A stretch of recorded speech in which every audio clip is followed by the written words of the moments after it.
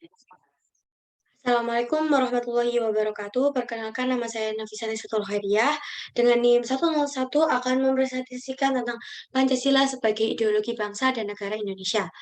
Oke, sebelumnya perlu diketahui bahwa NKRI ini memiliki banyak tantangan, baik dalam negeri maupun dari luar negeri.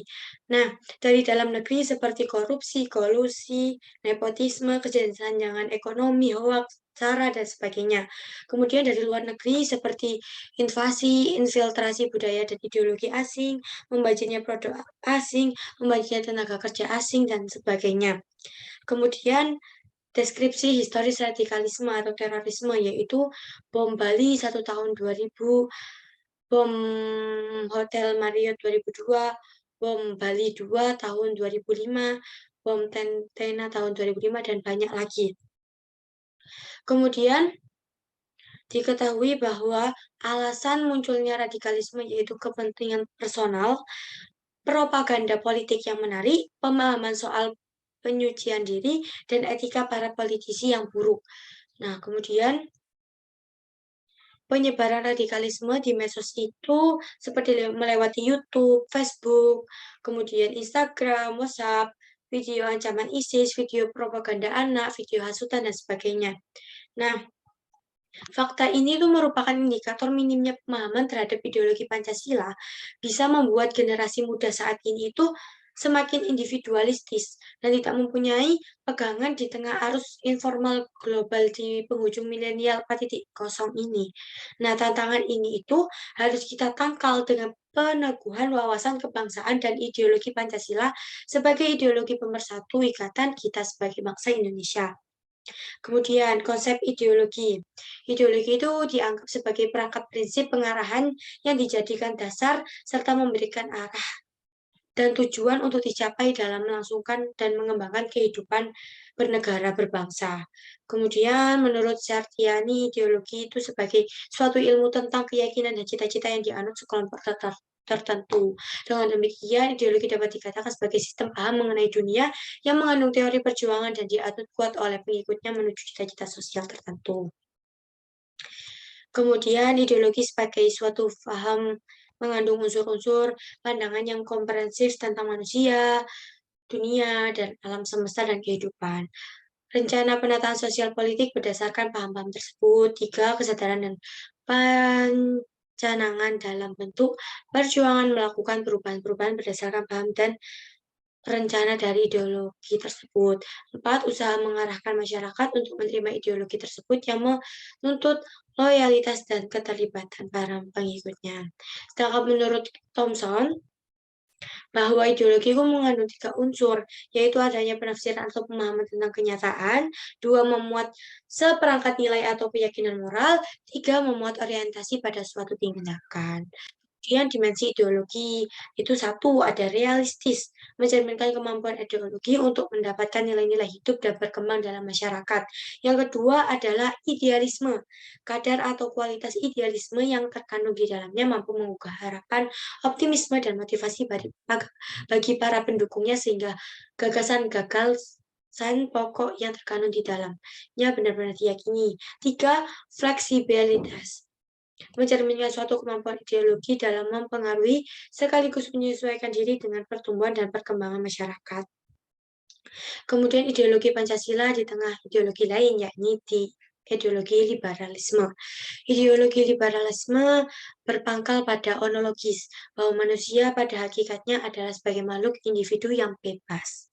Manusia sebagai individu memiliki potensi dan senantiasa berjuang untuk dirinya sendiri. Dalam pengertian inilah, maka dalam hidup masyarakat bersama akan menyimpan potensi konflik. Manusia akan menjadi ancaman bagi manusia lainnya, sehingga manusia harus membuat suatu perlindungan bersama. Negara yang pertama kali memulai timbulnya liberalisme adalah negara Inggris. Nah, ajaran liberalisme itu bertolak belakang dari hak asasi manusia yang melekat pada manusia sejak lahir dan tidak dapat diganggu-gugat oleh siapapun kecuali dengan persetujuannya. Nah, Paham liberalisme tentu sangat bertolak belakang dengan Pancasila. Tentu saja kebebasan yang sebebas-bebasnya tidak sesuai dengan Pancasila, yang memandang manusia sebagai makhluk Tuhan, yang mengemban tugas sebagai makhluk pribadi dan sekaligus makhluk sosial, sehingga dalam kehidupan bermasyarakat wajib menyelaraskan kepentingan pribadinya dengan kepentingan masyarakat. Dan haknya selalu dikaitkan dengan kewajiban terhadap masyarakatnya. Kemudian, ideologi Pancasila di tengah ideologi lain, yakni ideologi sosialisme komunis. Nah, komunisme itu em, masyarakat yang dicita-citakan komunisme itu adalah masyarakat komunis dunia tidak dibatasi oleh kesadaran nasional. Hal ini bertolak belakang dengan ajaran Pancasila. Catatan tegas Pancasila menyatakan bahwa nasionalisme yang dijiwai oleh kemanusiaan yang adil dan beradab. Masyarakat komunis masa depan adalah masyarakat tanpa kelas yang dianggap akan memberikan suasana hidup yang aman dan tentram dengan tidak adanya hak milik pribadi atas alat produksi dan dihapusnya bagian kerja. Kemudian, komunisme yang dicetuskan Karl Marx memandang bahwa hakikat kebebasan dan hak individu itu tidak ada. Sedangkan manusia pada hakikatnya kan merupakan sekumpulan relasi sehingga yang mutlak adalah komunitas, bukannya individualitas. Kemudian dalam masyarakat terdapat kelas-kelas yang saling berinteraksi secara dialektis, yaitu kelas kapitalis dan kelas proletar buruh. Kelas kapitalis senantiasa melakukan penindasan atas kelas buruh proletar. Oleh karena itu harus dilenyapkan melalui suatu revolusi.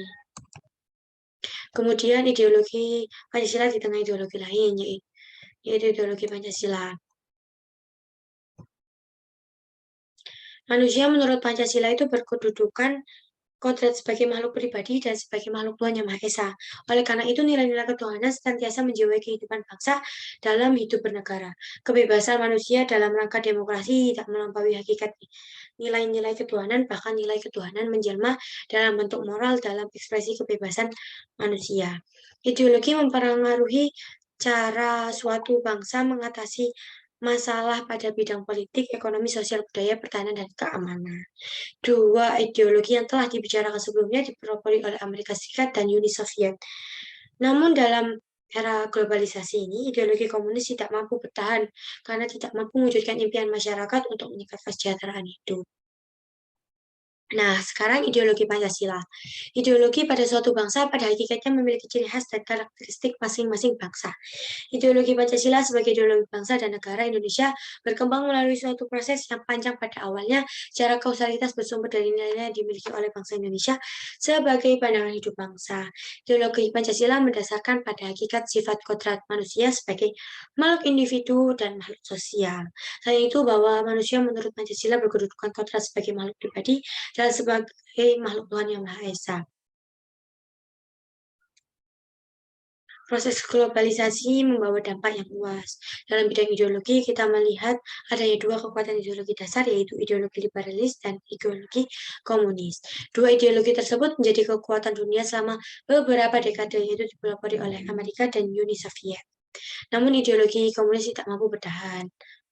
Hancurnya itu disebabkan karena ideologi komunis dibangun dari suatu filosofi yang tidak universal. Sedangkan pada ideologi liberalis yang sampai sekarang masih bertahan didasarkan pada kebebasan. Nah, suatu ideologi itu akan mampu mempunyai ketahanan jika ideologi tersebut didukung oleh masyarakat bangsanya. Dukungan tersebut akan makin kuat bila ideologi tersebut diyakini kebenarannya.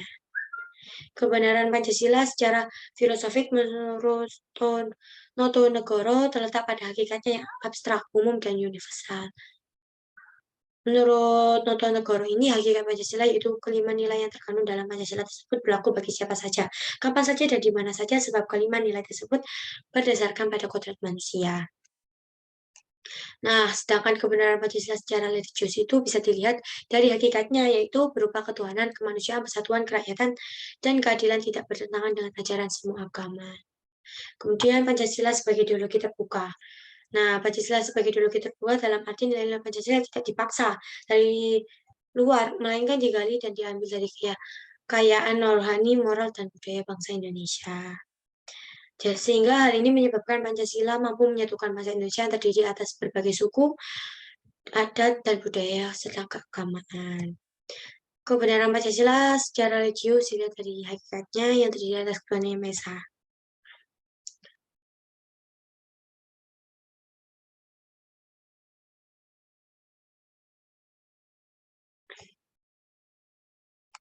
Kemudian, dalam menghadapi globalisasi yang ditandai dengan persaingan dan tuntutan demokrasi yang harus dilakukan bangsa Indonesia agar mampu bersaing dan duduk sejajar dengan bangsa-bangsa lainnya dalam meningkatkan kualitas sumber daya manusia, baik kualitas moral, sosial, intelektual. Kualitas moral dan kualitas sosial itu berkaitan dengan jati diri bangsa. Membangun jati diri bangsa bukan hal yang instan, melainkan membutuhkan waktu yang panjang. Kemudian dapat kesimpulannya itu ideologi yang disepakati oleh bangsa Indonesia dalam bernegara adalah ideologi Pancasila. Suatu ideologi itu akan mampu mempunyai ketahanan jika ideologi tersebut didukung oleh masyarakat bangsanya.